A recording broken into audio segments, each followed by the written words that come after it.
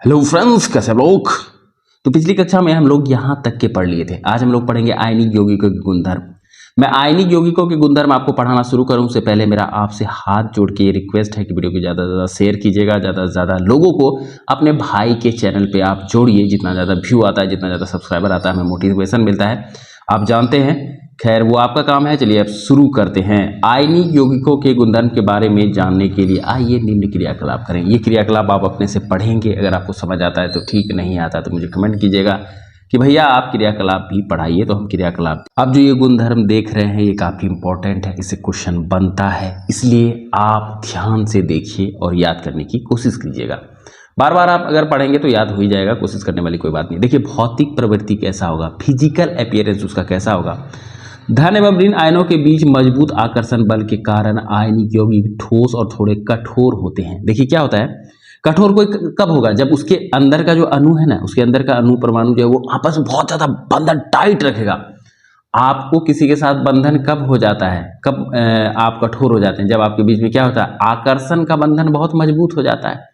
ठीक है, तो उसी तरह क्या होता है, जब ऋण आवेश धन आवेश के बीच आकर्षण का बंधन मजबूत हो जाता है। क्यों मजबूत हो जाता है, ये पूरी तरह से अपना इलेक्ट्रॉन इसको दे देता है और ये पूरी तरह से अपना इलेक्ट्रॉन इससे ले लेता है, दोनों अपने आप आपस में कंप्लीट हो जाता है, जिसके कारण क्या होता है, आयनिक बंध आकर्षण बल मजबूत होता है और ये क्या होता है, ठोस और कठोर हो जाते हैं। आपसे क्वेश्चन पूछेगा कि आयनिक यौगिक कठोर या ठोस होते हैं, आयनिक यौगिक मुलायम होते हैं, आयनिक यौगिकों को चाकू से काटा जा सकता है, तो आप क्या लिखेंगे, ठोस और कठोर होते हैं। ये यौगिक सामान्यतः भंगुर होते हैं तथा दाब लगाने पर टुकड़ों में टूट जाता है। ये भंगुर होता है और क्या होता है, दाब लगाइएगा तो ये टुकड़ों में टूट जाता है।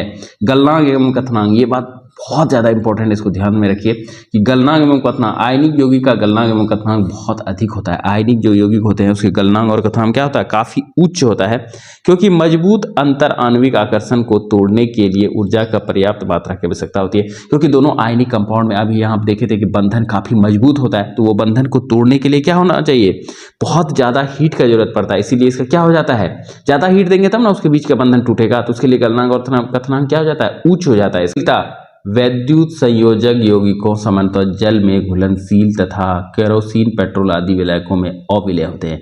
देखिए ये जो आयनिक कंपाउंड है ना, ये जितना भी आयनिक कंपाउंड है ये किस में विलय होते हैं, जल में घुलनशील होते हैं। ठीक है, ये जल में घुलनशील होते हैं तथा केरोसिन पेट्रोल आदि में, केरोसिन पेट्रोल आदि में जो भी आप देख रहे हैं लिक्विड, उसमें ये क्या होते हैं, अघुलनशील होते हैं। अगर आपको क्वेश्चन बनेगा कि आयनिक यौगिक निम्न में से किस में घुलनशील होते हैं, वहाँ पे केरोसिन पेट्रोल और पानी दिया हुआ रहेगा, जल दिया हुआ रहेगा, तो किस में घुलनशील होते हैं, जल में घुलनशील होते हैं, याद रखिएगा।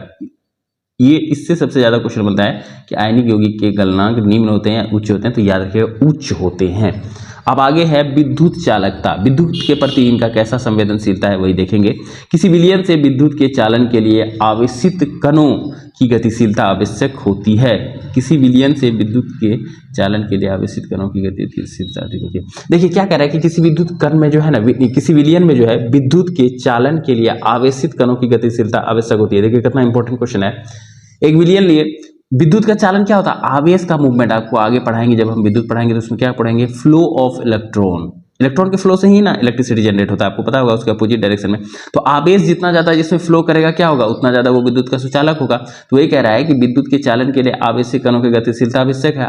आवेशित कण जो है उसका गतिशीलता या तो पॉजिटिव चार्ज या नेगेटिव चार्ज की गतिशीलता आवश्यक होती है। आयनिक यौगिक के जलीय विलयन में आयन उपस्थित होते हैं। आपको यहाँ पर घुलनशीलता में बताए थे, आयनिक यौगिक किस में घुलेगा, जल में घुलेगा।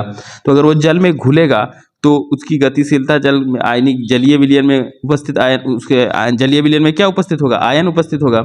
जब विलयन में विद्युत धारा प्रवाहित की जाती है तो यह आयन विपरीत इलेक्ट्रोड की ओर गमन करने लगते हैं। तो क्या होगा, जब पानी के विलयन में, इसका विलयन जो आप डालेंगे विद्युत चालकता वाला, मतलब आयनिक कंपाउंड के विलयन में जब पानी आप डालेंगे, उसमें जब आयन विपरीत विद्युत धारा प्रवाहित करेंगे तो ये क्या होगा, विपरीत इलेक्ट्रोड की ओर गमन करने लगता है। ठोस अवस्था में आयनिक यौगिक विद्युत का चालन नहीं करते। याद रखिएगा कि ठोस अवस्था में मजबूत बंधन होता है, एक जगह से दूसरे जगह आवेश हिल नहीं पाएगा, तो विद्युत धारा कहाँ से प्रभावित होगा। लेकिन जब आप उसका जलीय विलयन बनाएंगे तो उसमें विद्युत धारा आराम से एक स्थान से दूसरे स्थान पर जा सकेगा और विद्युत धारा प्रवाहित हो सकेगा, क्योंकि उसमें क्या होगा, आयन जो है वो मूव करने लगेगा, क्योंकि ठोस अवस्था में दृढ़ संरचना के कारण आयनों की गति संभव नहीं होती है। जो ये हम आपको बताएं, क्योंकि ठोस संरचना में क्या होता है, आयनों की गति संभव नहीं होता, क्योंकि उसके बीच का जो बंधन है वो काफी मजबूत होता है। लेकिन आयनिक यौगिक गलित अवस्था में विद्युत का चालन करते हैं। याद रखिएगा कि आयनिक यौगिक किस अवस्था में विद्युत का चालन करते हैं, तो गलित अवस्था में चालन करते हैं, क्योंकि उसमें क्या होता है, आयन प्रेजेंट हो जाता है, जबकि ठोस अवस्था में आयन एक दूसरे से काफी मजबूती से बंधे रहते हैं। क्योंकि गलित अवस्था में विपरीत आवेश वाले आयनों के मध्य स्थिर वैद्युत आकर्षण बल ऊष्मा के कारण कमजोर पड़ जाता है। स्थिर वैद्युत आकर्षण बल जो है उनके अणुओं के बीच जो आकर्षण का बल है ना, वो ऊष्मा के कारण क्या होता है, कम पड़ जाता है, तो आयन टूट जाते हैं। जब आयन टूट जाएंगे तो मूव करने लगेंगे, और जब मूव करने लगेंगे तो विद्युत धारा प्रभावित होने लगेगी। इसलिए आयन स्वतंत्र रूप से गमन करते हैं एवं विद्युत का चालन करते हैं। वही हम आपको बताएं कि क्या होता है, स्वतंत्र रूप से गमन, इसलिए आयन स्वतंत्र रूप से गमन करते हैं एवं विद्युत का चालन करने लगते हैं। ये स्वतंत्र रूप से गमन करते हैं और विद्युत का चालन करने लगते हैं। देखिए आगे कह रहा है कि धातु की प्राप्ति, धातु को आखिर हम लोग कैसे प्राप्त करते हैं, इसी के बारे में हम लोग जानेंगे। पृथ्वी के भूपर्टी धातुओं का मुख्य स्रोत है। पृथ्वी का जो भूपर्टी है वो धातु का क्या है, मुख्य स्रोत है। पृथ्वी से ही ना धातु प्राप्त कर रहे हैं। समुद्री जल में भी सोडियम क्लोराइड, मैग्नीशियम क्लोराइड आदि जैसे कुछ विलय लवण उपस्थित होते हैं। दूसरा कह रहा है कि समुद्र जल में भी आप क्या पा सकते हैं, सोडियम क्लोराइड पा सकते हैं, मैग्नीशियम क्लोराइड पा सकते हैं। पृथ्वी की भूपर्टी में प्राकृतिक रूप से पाए जाने वाले तत्वों या यौगिकों को खनिज कहते हैं। देखिए खनिज कई बार क्वेश्चन आता है कि किसको कहते हैं, तो याद रखिएगा कि पृथ्वी के भूपर्टी पर प्राकृतिक रूप से पाए जाने वाले तत्वों या यौगिकों को क्या कहते हैं, खनिज कहते हैं। जो भूपर्टी पर पाया जाता है ना, उसी को ही खनिज कहते हैं। या तो तत्व होगा या तो यौगिक होगा, ये दोनों हम आगे समझाएंगे कि तत्व भी क्या है, यौगिक भी क्या है, ये 9th क्लास में है। फिलहाल आप जानिए कि तत्व और यौगिक जो भी प्रेजेंट होते हैं भूपर्टी में, उसी को खनिज कहते हैं। कुछ स्थानों पर खनिजों में कोई विशेष धातु काफी मात्रा में होती है, जिसे निकालना लाभकारी होता है, इस खनिज को अयस्क कहते हैं। कह रहे हैं कि कुछ स्थानों पर आप ध्यान रखिए कि खनिज जो है वो क्या है और अयस्क जो क्या है, हम समझा रहे हैं अच्छे से। देखिए कुछ स्थानों पर खनिजों की कोई विशेष धातु, खनिजों का कोई विशेष धातु क्या है, काफी मात्रा में पाई जाती है, जिसे निकालना काफी लाभकारी होता है, उसे अयस्क कहते हैं। अयस्क क्या हुआ कि जब किसी स्थान पर खनिज का कोई विशेष धातु है ना, कोई पार्टिकुलर धातु काफी मात्रा में पाया जाता है, जब कोई पार्टिकुलर धातु काफी मात्रा में पाया जाता है तो उसको हम क्या कहेंगे, उस खनिज को क्या कहेंगे, अयस्क कहेंगे। जब ऐसा खनिज जिससे कि अयस्क जो कोई पार्टिकुलर धातु है, जैसे एल्यूमिनियम है, लोहा है, धातु है, लोहा कॉपर है, वो काफी मात्रा में पाया जाता है, तो इस खनिज को क्या कहेंगे जिससे ये धातु ज्यादा मात्रा में पाया जाएगा, अयस्क कहेंगे। याद रखिएगा। और एक क्वेश्चन कि हर एक अयस्क क्या है, खनिज है। याद रखिएगा, हर एक अयस्क क्या है, खनिज है, लेकिन हर एक खनिज अयस्क नहीं है। ये ध्यान में रखने वाला पता है कि हर एक अयस्क खनिज है, लेकिन हर एक खनिज अयस्क नहीं है। आगे देखिए क्या कहता है, धातुओं का निष्कर्षण। धातुओं की सक्रियता श्रेणी के बारे में आप पढ़ चुके हैं, सक्रियता श्रेणी के बारे में आप कल ही पढ़ चुके हैं, कल ही हम आपको बता दिए थे, इसलिए आप आसानी से समझ सकते हैं कि अयस्क से धातु का निष्कर्षण कैसे हो सकता है, कैसे होता है। कह रहे हैं कि आप सक्रियता श्रेणी के बारे में पढ़ चुके हैं, इसलिए आपको ये समझ में अच्छी तरह से आ सकता है कि धातु का निष्कर्षण, धातु को निकालते कैसे हैं। कुछ धातुएं भूपर्टी में स्वतंत्र अवस्था में पाई जाती है। देखिए ये वाला काफी इंपॉर्टेंट है, क्वेश्चन को एकदम घोट लीजिए अपने दिमाग में, अस्थिर कर दीजिए, इसको हिलने मत दीजिए अपने दिमाग से। इस तरह का क्वेश्चन 2, 3 दोनों में आया था कि मुक्त अवस्था में कौन से धातु पाए जाते हैं। देखिए वही कह रहा है कि कुछ अवस्थाएं भूपर्टी में स्वतंत्र अवस्था में पाई जाती हैं, कुछ धातुएं अपने यौगिकों के रूप में मिलती हैं। सक्रियता श्रेणी में नीचे आने वाली धातुएं सबसे कम अभिक्रियाशील होती हैं, ये स्वतंत्र अवस्था में पाई जाती हैं, ये स्वतंत्र अवस्था में पाई जाती हैं।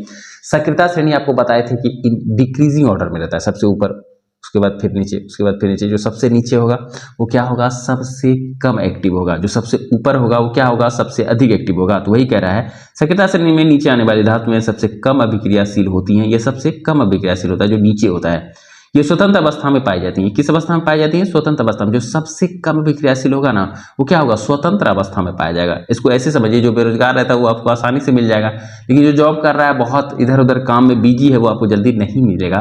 तो उसी तरह जो एक्टिव है वो आपको फ्री स्टेट में नहीं मिल सकता, वो किसी न किसी के साथ कंपाउंड बना ही लेगा। लेकिन जो नॉन रिएक्टिव है, जो बहुत लेजी है, जिसको इच्छा होता है कि हम क्या इधर उधर जाएं, अपनी जगह पे ठीक है तो वो क्या है, नॉन रिएक्टिव होता है और वो स्वतंत्र अवस्था में मिलता है। कई बार क्वेश्चन आता है कि इनमें से कौन से धातु स्वतंत्र अवस्था में पाए जाते हैं, तो देखिए उदाहरण देखिए, गोल्ड सोना पाए जाते हैं, चांदी पाया जाता है, प्लेटिनम कॉपर स्वतंत्र अवस्था में पाए जाते हैं। आपको क्वेश्चन मिलेगा इनमें से कौन सा धातु स्वतंत्र अवस्था में पाया जाता है, सोना होगा, चांदी होगा और कॉपर होगा। तो आपको आंसर बीपीएससी में लगाना है ऑल द एबव, ऊपर के सभी उपयुक्त में से सही। क्या है कि सोना, चांदी, प्लेटिनम, कॉपर क्या है, स्वतंत्र अवस्था में पाए जाते हैं। कॉपर एवं सिल्वर अपने सल्फाइड और ऑक्साइड के एस के रूप में संयुक्त अवस्था में भी पाए जाते हैं। कॉपर और सिल्वर थोड़ा सा रिएक्टिव है, इसलिए अपना सल्फाइड और ऑक्साइड के रूप में भी पाया जाता है। सक्रियता श्रेणी में सबसे ऊपर की धातु में आप देखे होंगे कि सक्रियता श्रेणी में सबसे ऊपर की धातु में जैसे पोटेशियम, सोडियम, कैल्शियम, मैग्नीशियम और एल्यूमिनियम इतनी अधिक अभिक्रियाशील होती हैं कि ये कभी भी स्वतंत्र रूप से नहीं पाई जाती हैं। आपको क्वेश्चन ये भी बनेगा कि इसमें कौन सी ऐसी धातुएं हैं जो स्वतंत्र अवस्था में नहीं पाई जा सकती हैं, तो sodium, potassium, calcium, magnesium, aluminium ये 5 धातु हैं जो स्वतंत्र अवस्था में नहीं पाई जा सकती हैं। आप ध्यान रखिएगा कि कौन स्वतंत्र अवस्था में पाई जाती है, काफी इंपॉर्टेंट क्वेश्चन है, कौन स्वतंत्र अवस्था में पाई जाती हैं और कौन स्वतंत्र अवस्था में नहीं पाई जाती हैं, आप ध्यान में रखिएगा। अब देखिए यहाँ कह रहा है कहाँ गया, सक्रियता श्रेणी। सक्रियता श्रेणी के मध्य की धातु में, मध्य की धातु में तो सक्रियता श्रेणी में जो बीच में पाया जाता है, देखिए यहाँ पे इसको बोलते हैं मध्य की धातु में। मध्य की धातु में जैसे जिंक, फेरस, पीबी और कॉपर, ठीक है। सक्रियता श्रेणी की मध्य की धातुएं जिंक, पीबी आदि की अभिक्रियाशीलता मध्य होती है। पृथ्वी की भूपटल पर यह मुख्यतः ऑक्साइड, सल्फाइड और कार्बोनेट के रूप में पाया जाता है। इसकी अभिक्रियाशीलता मध्य में होता है, ना ज़्यादा कम, ना ज़्यादा बहुत ज़्यादा, ना बहुत कम। तो इस किस में पाया जाता है, भूपटल में, ऑक्साइड में, सल्फाइड में, कार्बोनेट में। अगर ये क्वेश्चन पूछ दे आपको कि इनमें से कौन सी धातु में भूपटल पर ऑक्साइड, सल्फाइड और कार्बोनेट के रूप में पाई जाती हैं, तो आपका आंसर होगा Zn, Fe, Pb, Cu। ये सब क्या है, ये सब सल्फाइड, ऑक्साइड और कार्बोनेट के रूप में पाई जाती है। आप देखेंगे कि कई धातुओं के अयस्क ऑक्साइड होते हैं। आप कहता है कि आप देखे होंगे कि कई धातुओं के ऑक्साइड क्या होते हैं, धातु के अयस्क जो है वो ऑक्साइड होते हैं। ऑक्सीजन की अत्यधिक अभिक्रियाशीलता एवं पृथ्वी पर इसके प्रचुर मात्रा में पाए जाने के कारण ऐसा होता है। ऐसा क्यों होता है कि बहुत सारा धातु का जो अयस्क है वो किस रूप में पाया जाता है, ऑक्साइड के रूप में पाया जाता है। इसका कारण ये है कि पृथ्वी पर ऑक्सीजन बहुत ज़्यादा मात्रा में है, जिसके कारण कोई भी धातु ऑक्सीजन से रिएक्ट करके खुद को तुरंत किसमें बदल लेता है, ऑक्साइड में बदल लेता है। ये बात ध्यान रखिएगा। इस प्रकार अभिक्रियाशीलता के आधार पर हम धातुओं को निम्न 3 वर्गों में विभाजित कर सकते हैं। अभिक्रियाशीलता के आधार पर हम धातुओं को क्या कर सकते हैं, 3 वर्गों में डिवाइड कर सकते हैं। वो 3 वर्ग कौन सा होगा, देखिए, निम्न अभिक्रियाशीलता, मध्य अभिक्रियाशीलता एवं उच्च अभिक्रियाशीलता। अभिक्रियाशीलता श्रेणी के बारे में कह रहा है कि इसको 3 वर्ग में बांट सकते हैं, एक निम्न में, एक मध्यम में और एक उच्च में। प्रत्येक वर्ग में आने वाली धातुओं को प्राप्त करने के लिए विभिन्न तकनीकों का उपयोग किया जाता है। प्रत्येक वर्ग में जो धातु आ रहे हैं, जैसे मध्य में, उच्च में, निम्न में, उसको प्राप्त करने के लिए अलग अलग उपयोग किया जाता है। किसका, तो मेथड का। प्रत्येक वर्ग में आने वाली धातु को प्राप्त करने तकनीकों का यूज किया जाता है। अयस्क से शुद्ध धातु का निष्कर्षण कई चरणों में होता है। आप ये मत सोचिएगा कि धातु लिए तुरंत उससे मिल गया, नहीं, उसको कई चरणों में करना पड़ता है। वही कह रहा है कि अयस्क से शुद्ध धातु का निष्कर्षण कई चरणों में होता है। कई चरणों में होता है। इन चरणों का सारांश चित्र 3.10 में दिखाया गया है। निम्न भागों में प्रत्येक चरण की विस्तृत चर्चा की गई है। आगे हम लोग पढ़ेंगे कि धातु से कैसे प्राप्त किया जाता है। देखिए आप कोशिश कीजिएगा कि इसको पेपर में, आप एक अच्छे पेपर में, सादा पेज में बना लेना है। उसके बाद आपको इसको ध्यान में रखना है। क्या ध्यान में रखना है, देखिए पहले आप देखेंगे अयस्क का सांद्रण कैसे होगा।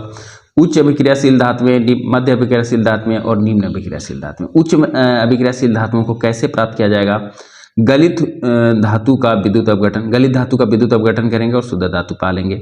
उसी तरह अगर मध्य क्रियाशील धातु है तो उसका 2 तरह का होगा, एक कार्बोनेट होगा, सल्फाइड होगा। कार्बोनेट होगा तो निस्थापन और सल्फाइड होगा तो भर्जन। ये बात याद रखिएगा, इस तरह का क्वेश्चन भी बना सकता है। वो एक स्टेप आपको आगे चलना है। अगर वो पूछेगा कि कार्बोनेट एस को किस रूप में पाया जा सकता है, निस्थापन के रूप में, सल्फाइड एस को किस रूप में पाया जाता है, तो भर्जन के रूप में। दोनों को बाद में ऑक्साइड में चेंज करना पड़ेगा, तब ऑक्साइड से आपको धातु का अपचयन होगा, अलग बात है, धातु का शोधन फिर होगा, लेकिन पहले उसको क्या करना पड़ेगा, सल्फाइड को भर्जन। और अगर ऐसा क्वेश्चन उल्टा के पूछ देगा, भर्जन जो है वो किस अयस्क के लिए यूज होता है, तो भर्जन किसके लिए होता है, सल्फाइड अयस्क के लिए जो होता है। निस्थापन किसके लिए यूज होता है, तो कार्बोनेट अयस्क के लिए होता है। वो घुमा के भी पूछता है कई बार कि निस्थापन जो है ना वो किस प्रकार के अयस्कों के लिए यूज होता है, तो कार्बोनेट के लिए, और भर्जन जो है वो सल्फाइड के लिए। उसी तरह निम्न अभिक्रियाशील धातु के बारे में अगर आप देखेंगे तो देखेंगे कि उसके बाद उसको सल्फाइड अयस्क, फिर भर्जन, फिर धातु। सल्फाइड है, देखिए यहाँ पे सल्फाइड आया तो भर्जन आ गया, सल्फाइड। यही आपको कह रहे थे कि इस तरह से आपको ये ध्यान में रखना है, एक बार लिख के ध्यान में रखिएगा, आपको बैठ जाएगा ध्यान में, कोई बड़ी। कह रहा है कि अयस्कों का समृद्धिकरण, अयस्कों का समृद्धिकरण कैसे होता है।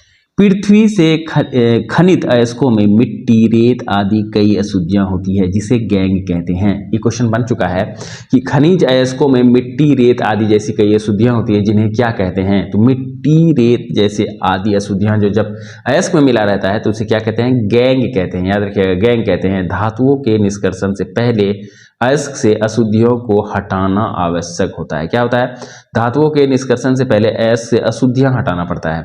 उसको अशुद्धि अगर आप नहीं हटाएगा तो अशुद्धि के साथ अयस्क आपके पास चल जाएगा, तो कोई काम का नहीं होगा। इसलिए अयस्क से अशुद्धि हटाना पड़ता है, और इसी अशुद्धि को क्या कहते हैं, गैंग कहते हैं। याद रखिएगा, आवश्यक होता है। अयस्कों से गैंग को हटाने के लिए जिन प्रतिक्रियाओं का उपयोग होता है वे अयस्क एवं गैंग के भौतिक एवं रासायनिक गुणधर्मों पर आधारित होते हैं। आपको किस तरह से वो गैंग को हटाना है, ये अशुद्धियों को हटाना है, ये अयस्क और एवं गैंग के भौतिक और रासायनिक प्रवृत्ति पर डिपेंड करता है। ठीक है, भौतिक और रासायनिक प्रवृत्ति के हिसाब से ही हम उसको क्या करेंगे, उसको हटा पाएंगे।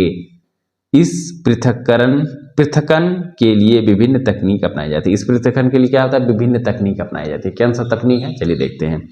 सक्रियता श्रेणी में नीचे आने वाले धातुओं का निष्कर्षण। सबसे हम लोग पढ़ेंगे कि सबसे पहले पढ़ेंगे कि सक्रियता श्रेणी में जो नीचे धातु आते हैं उसका निष्कर्षण कैसे होता है।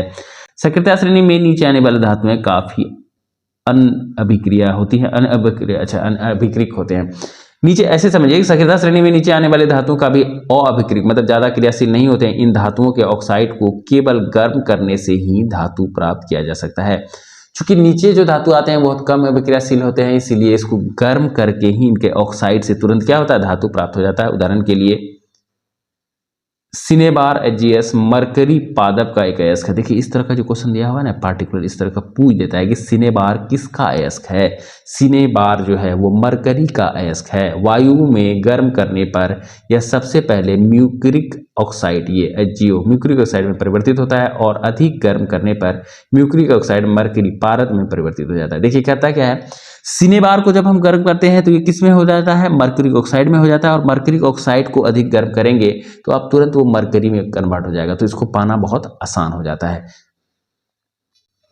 आगे देखिए कह रहा है कि इसी प्रकार प्राकृतिक रूप से C2S के रूप में उपलब्ध तांबे को केवल वायु में गर्म करने से इसको अयस्क से अलग किया जा सकता है। उसी तरह प्राकृतिक रूप में C2S जो है इसको अगर सिर्फ आप गर्म कर दीजिएगा, या तांबे का अयस्क है तो इससे आपको तुरंत ही तांबा प्राप्त हो जाता है। सक्रियता श्रेणी के मध्य में स्थित धातुओं का निष्कर्षण, जो सक्रियता श्रेणी में मध्य में स्थित है उसका निष्कर्षण कैसे होगा उस पर ध्यान दीजिए।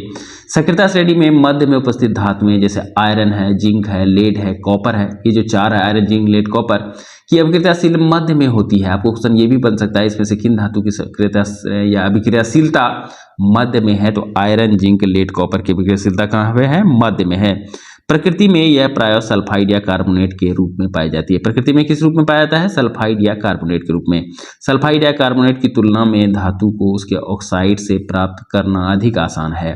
सल्फाइड और कार्बोनेट की तुलना में किसी भी धातु को अगर आप सल्फाइड और कार्बोनेट से प्राप्त करना चाहते हैं, इन उससे ज़्यादा आसान किस में है, ऑक्साइड में है। इससे प्राप्त करने में ज़्यादा खर्च पड़ जाएगा, बहुत महंगा ये प्रोसेस हो जाएगा, जो हमारे लिए बेनिफिशियल नहीं होगा, तो इसलिए उसको किस में कन्वर्ट करते हैं, ऑक्साइड में कन्वर्ट करते हैं।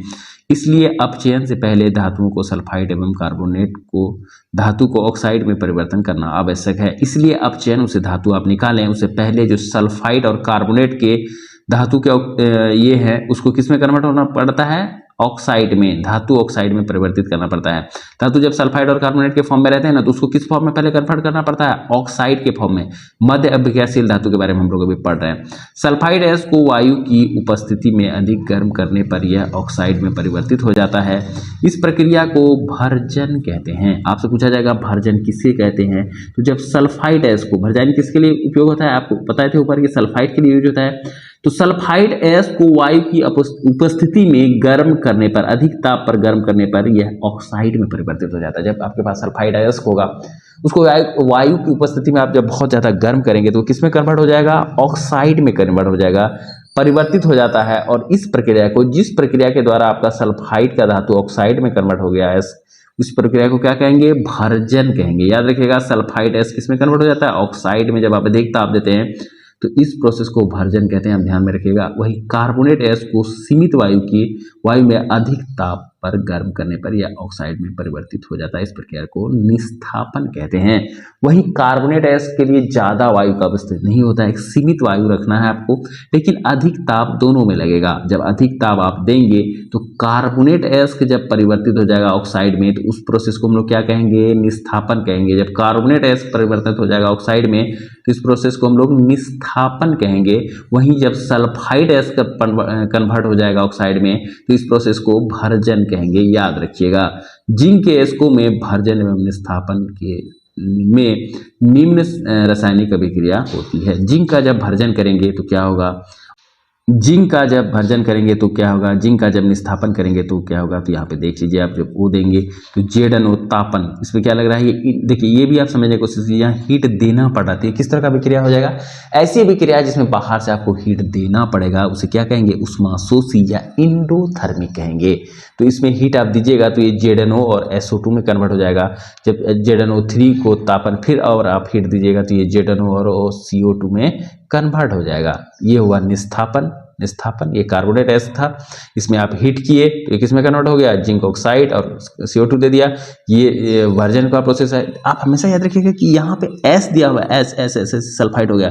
CO3 है तो ये क्या हो गया? कार्बोनेट हो गया। हम आगे बताए, आपको पूछ देगा कि जब कार्बोनेट, देखिए ये सोचो, सपोज कीजिए रिएक्शन दे दिया और पूछा कि ये क्यों, इसे क्या कहते हैं? तो इसे क्या कहते हैं? निस्थापन कहते हैं। क्योंकि आपके दिमाग में ये आना चाहिए कि यहाँ कार्बोनेट है और भैया बताए थे कि कार्बोनेट एस को जब ऑक्साइड में कन्वर्ट होंगे या ऑक्साइड में कन्वर्ट हो रहा है तो उस प्रोसेस को हम लोग क्या बोलेंगे? निस्थापन बोलेंगे। ध्यान में रखिएगा, इस सब तरह का क्वेश्चन आता है।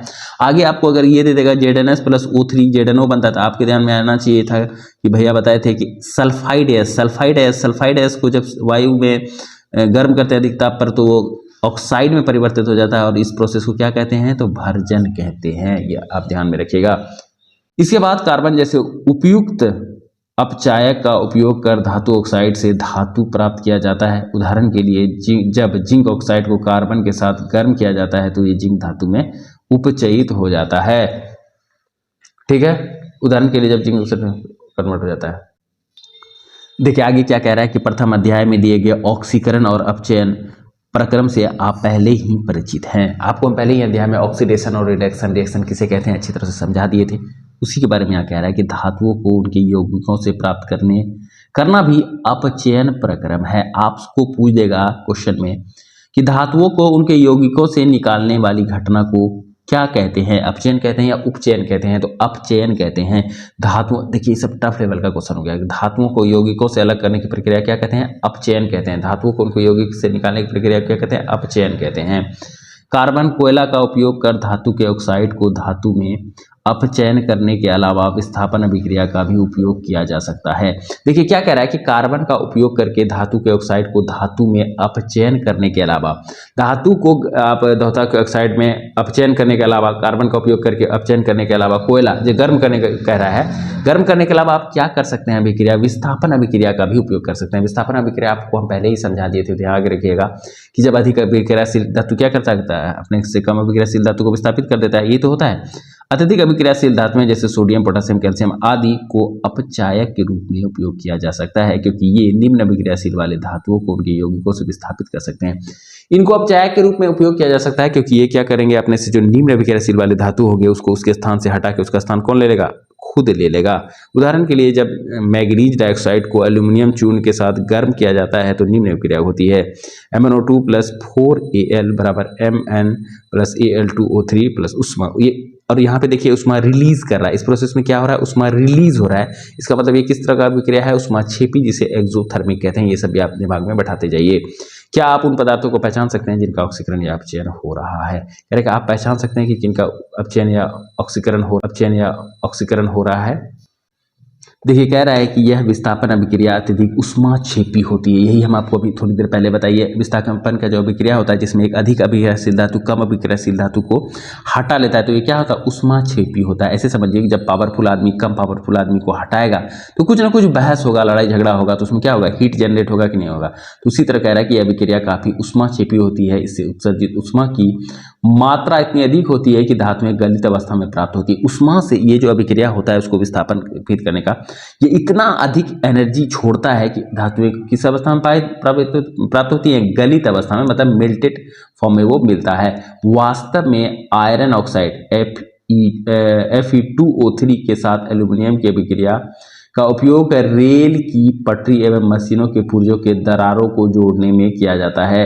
देखिए क्वेश्चन बनेगा कि वास्तव में आयरन ऑक्साइड Fe2O3 के साथ एल्यूमिनियम का उपयोग किया जाता है। ठीक है, एल्यूमिनियम का उपयोग किस में किया जाता है, आपको क्वेश्चन बनेगा कि आयरन ऑक्साइड और एल्यूमिनियम, आयरन ऑक्साइड के साथ एल्यूमिनियम का उपयोग किस में किया जाता है, रेल की पटरियों में मशीन पुर्जों के दरारों को जोड़ने में। रेल का पटरी और मशीन पुर्जा में जो दरार हो जाता है ना, उसको जोड़ने के लिए किसका उपयोग किया जाता है, आयरन ऑक्साइड और एल्यूमिनियम का। दो बार आप लिख लीजिएगा, मशीन के पुर्जे और रेल की पटरी को जोड़ने में, मशीन के पुर्जे और रेल को पटरी को जोड़ने में आयरन ऑक्साइड का उपयोग किया जाता है। किसका उपयोग किया जाता है, आयरन ऑक्साइड का उपयोग किया जाता है। इस अभिक्रिया को थर्मिट अभिक्रिया कहते हैं। क्वेश्चन बन सकता है कि थर्मिट अभिक्रिया किसे कहते हैं, तो आप याद रखिएगा कि जब आयरन ऑक्साइड के साथ एल्यूमिनियम रिएक्ट करता है तो इस अभिक्रिया को क्या कहते हैं, थर्मिट अभिक्रिया कहते हैं। आयरन ऑक्साइड के साथ जब एल्यूमिनियम रिएक्ट करेगा तो इस अभिक्रिया को क्या कहेंगे, थर्मिट रिएक्शन कहेंगे। और इसका उपयोग मशीनों के पुर्जों के बीच में जो दरार आ जाता है ना, जैसे लोहा का पुर्जा है उसमें लोहा क्रैक कर गया, जिसको आप देसी भाषा में क्रैक कहते हैं, उसमें जो दरार आता है उस दरार को भरने, या पटरियों में जो दरार आता है उसको भरने में किसका उपयोग होता है, आयरन ऑक्साइड प्लस एल्यूमिनियम का। तो ये क्या देता है, आयरन ऑक्साइड देता है और ये Al2O3 प्लस उष्मा बना छोड़ता है। तो ये भी क्या हो गया, उष्माक्षेपी अभिक्रिया हो गया। और थर्मिट रिएक्शन किसे कहेंगे आपको हम अभी समझा दिए, तो इसको अच्छे तरह से दिमाग में घुमाइए। और इस वीडियो को हम लोग यहीं रखेंगे। उम्मीद करते हैं ये वीडियो आपको हेल्पफुल लगा होगा, पसंद आया होगा। अगर पसंद आया तो वीडियो को लाइक कीजिएगा, चैनल पर नए हैं तो भाई के चैनल को सब्सक्राइब करना मत भूलिएगा। मिलते हैं नेक्स्ट वीडियो में, तब तक के लिए जय हिंद।